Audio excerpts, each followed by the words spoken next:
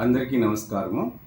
ఈరోజు మనం ముఖ్యంగా పార్శ్వ తలనొప్పి లేదా మైగ్రేన్ తలనొప్పి దాని గురించి తెలుసుకుంటాము.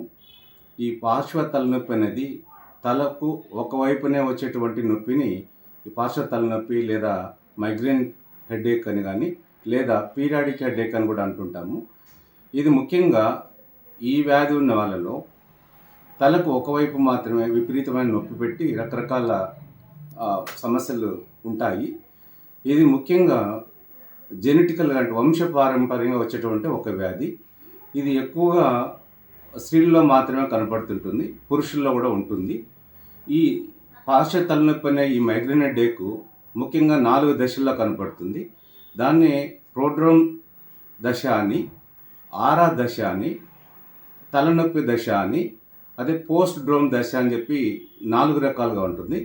ఇది 2 గంటలు మొదలుకొని 3 రోజుల వరకు కూడా ఈ నొప్పి విపరీతంగా వచ్చేటువంటి అవకాశం ఉంది. ఇది ముఖ్యంగా ఈ జబ్బుకు వచ్చిన వాళ్ళలో ముఖ్యమైన లక్షణాలు తల ఒకవైపునే ఎక్కువగా నొస్తుంటుంది, కొంతమందిలో 2 వైపులు కూడా ఉండే అవకాశం ఉంది.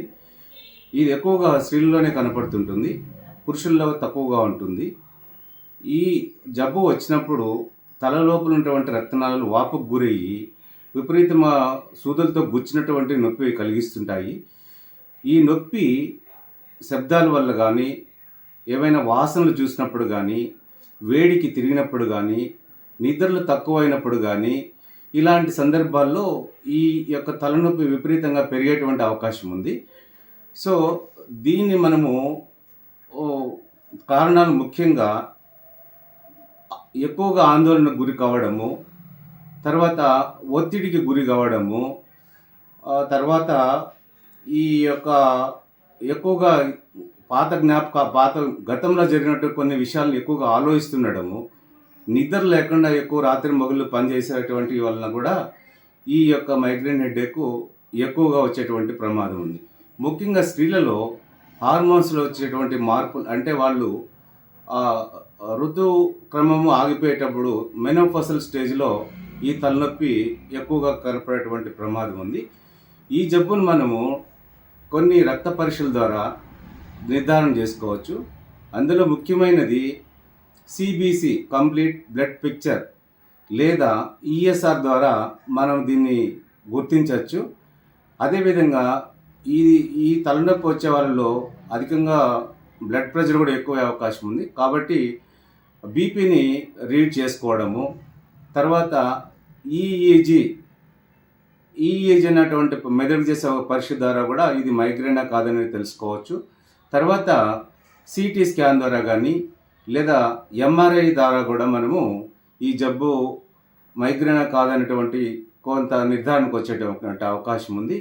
కాకపోతే ముఖ్యమైన విషయం ఏమంటే, ఇది ఆధునిక సమాజంలో చాలామందిలో ఈ యొక్క పని ఒత్తిడి వల్ల కానీ, సరైన నిద్ర లేకపోవడం వల్ల కానీ, ఎక్కువ టెన్షన్లు ఆలోచించే వాళ్ళలో వచ్చేటువంటి ఈ మైగ్రేన్ హెడేక్కి హోమియోపతి ద్వారా, మందుల ద్వారా చాలా వరకు పూర్తిగా నయం చేసుకున్నటువంటి అవకాశం ఉంది. మిగతా వైద్య శాస్త్రాలు ఎక్కడ కానీ దీనికి శాశ్వత పరిష్కారం అనేటువంటి మందులు లేవు.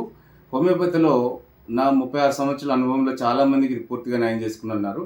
అందులో ముఖ్యంగా బెల్లడోనా 200 అనే మందును కానీ, లేదా సెయిలిషా 200 అనేటువంటి మందును కానీ, శాంగ్యునోరియా 200 అనే మందు కానీ, గ్లోన్ అయినటువంటి 200 అనే మందు ద్వారా వాళ్ళ యొక్క లక్షణాలను ఆధారం చేసుకొని సరైన నిష్ణాతుడైనటువంటి హోమియోపతి డాక్టర్ సలహా మేరకు మీరు కొద్ది కాలం వాడితే దీన్ని శాశ్వతంగా పరిష్కరించుకునేటువంటి అవకాశం ఉందని తెలియజేస్తుంది. ఐ హోప్ అందరికీ వీడియో నచ్చింది అనుకుంటున్నాను. సో ప్లీజ్ నచ్చితే అందరూ లైక్ చేయండి.